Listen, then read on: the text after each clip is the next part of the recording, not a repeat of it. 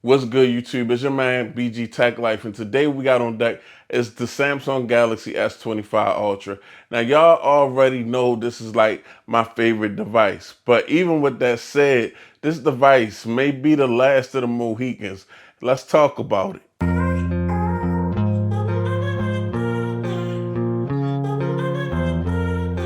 Now, YouTube, before we get into the video, make sure y'all subscribe to the channel. A lot of y'all's watching. I just want to make sure y'all subscribe to the channel, hit that notification bell, help your boy grow the channel. As the channel get bigger, the content will get better, I promise. So first and foremost, guys, when it comes to the Samsung Galaxy S25 Ultra, we got to talk about my background. Now, as long as I've been on YouTube, you guys know I like a big feature pack Samsung device. So my favorite devices back in the day was the Galaxy Notes. And then Samsung got rid of the Note name and kind of switched over to the Ultra, adding the features and the S Pen to the Ultra. And of course, I went straight to the Ultra. Now, the reason I really like these devices is because I like the size. I'm a big guy, I got a big hand, so I can handle, the bigger phones. And also, these devices always had power and features that made me feel like any task that I needed to get done, even if I needed to try to get it done on a smartphone, it just made me feel like I had a smartphone that could get her done. Whatever I was trying to do, it could get it done, especially with me being a content creator. To me, the S25 Ultra was just like having another tool on my tool belt in case I needed another camera, in case I needed to jot down some notes, in case I needed to take some pictures. Whatever I needed to do, I felt like this device is capable across the board.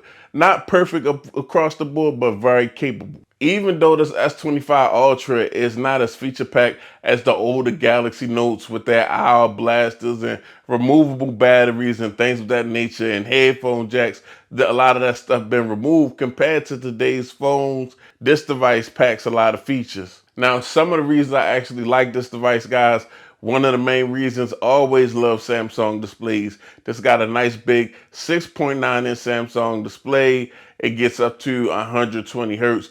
Very smooth display, and I believe it's the only display on the market with the anti-glare. So it looked good at any angle. It looked good outside in the sun. You could still see it well, and it still just looks very nice. So this display is perfect for any task you try and do. Browse social media, browse the internet, play a video game, or watch content on YouTube. Now, with that being said, Samsung also used the best processor out right now on this device, the Snapdragon 8 Elite, which is just a processor that's very powerful, probably more powerful to me than smartphone level. Like the Snapdragon 8 Elite is probably like laptop type power in a smartphone. And I mean, not a weak laptop, like a pretty powerful laptop right here in your smartphone.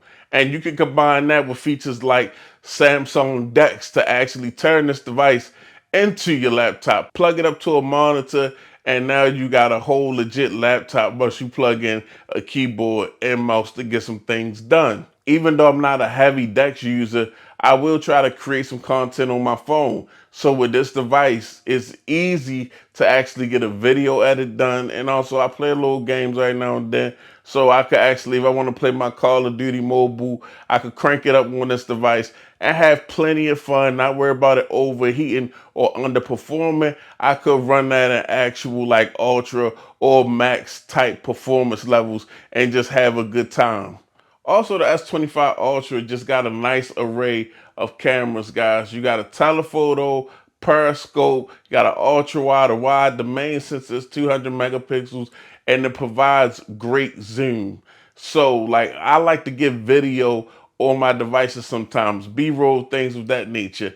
And even at 10 times zoom, 5 times zoom on the S25 Ultra, you can get some great videos, some great B-roll that is very usable and looks good on YouTube.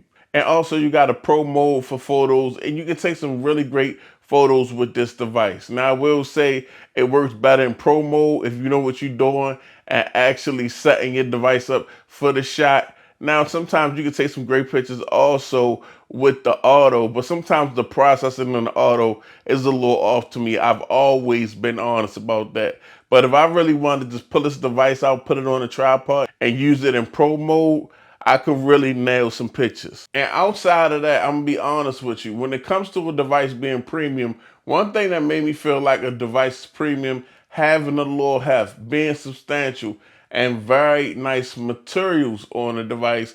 As you can see this year, we got the titanium going on, which looks very good. And software side on this device, it has Galaxy AI, so you can get a lot of little stuff done. I like to actually transcribe some of my voice memos, things of that nature.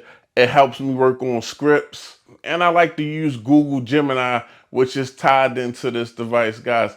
Very helpful when I want to learn something, find out about a subject. You know, I'm always learning because I'm a noob at content creation. And last but not least, the S Pen. I feel like that's top tier productivity. I like writing notes down with the S Pen, reminders with the S Pen, especially when I'm trying to actually brainstorm content and things of that nature. Also, I just got big fat fingers. So it's times where I like to sit down, chill, and actually scroll or just go through my device and get some things done utilizing the S Pen because it's so accurate, especially when it comes to like actually editing a photo or editing the video on the S25 Ultra. Now, with all that being said, guys, all the reason I like to utilize these big Samsung devices that are feature packed, like the Samsung Galaxy S25 Ultra, to a degree, when I look at the landscape of tech and I see the S25 Edge come out, I see the Samsung Galaxy Z Fold 7 drop without an S Pen and much thinner, it scares me.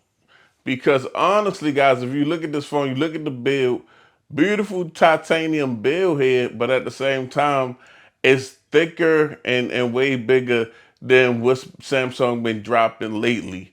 And I feel like Samsung may be actually going in that direction where they want every device thin. I've seen actual pictures of renders. I'm not sure if they real leaks. Renders and stuff, I don't even think they're from Samsung, but you see where they try to make the S26 Ultra a little thinner. Kind of scares me because one of the big things I've always loved about this device and something I always wanted for the Fold was the S Pen in the device. And as thin as the Fold is now, I see the S Pen not going in the device. I hope they do bring the S Pen back to the Fold, but I would really hate to lose hardware off of this device. I feel like right now a lot of these companies are going in the direction where they want you to rely on their software, where they want you to rely on that AI, but they dialing back the hardware. And I'm gonna be honest with you, like, yes, I like software, I love software features. I'm a big fan of One UI. That's what I'm running right now. Android 16 beta, One UI 8 on this device actually. But I still love the physical hardware. I love the S Pen. I love the variety of camera sensors, things of that nature. But it looks like since this year started, and now we get towards the end of the year, some of these devices that have come from this manufacturer have been scaled down. I don't want to see a device from Samsung next year, a S26 Ultra with just a 200 megapixel sensor and some of the telephotos or the periscope telephoto lenses removed. When I say last of the Mohicans, guys, I look at these devices like this is a lighter device. This is lighter than the S24 Ultra, but it's still a substantial device. And sometimes to make differences with these smartphones, manufacturers will make them a little bigger for a bigger battery, more physical features, bigger camera sensors, things of that nature. But it seems like now that is going away and devices are getting more minimal and they losing more physical features just so they could be smaller and lighter. It's the race to the thinnest. And I'm just hoping that that mindset or that thinking of making a device just stick with devices like the Edge that's specifically for being thin and small and light, or like the Fold 7 because they want to compete with the other folds from China's that's very thin and light. But as far as a substantial feature packed device, I don't want them to cut down the Ultra series, make it super thin, and lose hardware. That would be a serious L to me. But it's just scary, and this might be the last of the Mohicans right now, because if the S26 Ultra come out and they go in that direction, or they remove a S Pen, things of that nature, then we really at the end of an era where actual devices really depended on hardware, and now it's all about software and processing and things of that nature. I'm hoping that they make thin phones for people that make thin phones, but at the same time keep making ultras ultra, because they're supposed to be feature packed and ultra. But it's your boy BG Tech Life. Thanks for watching. If you're not subscribed, get subscribed. I'm out. Peace.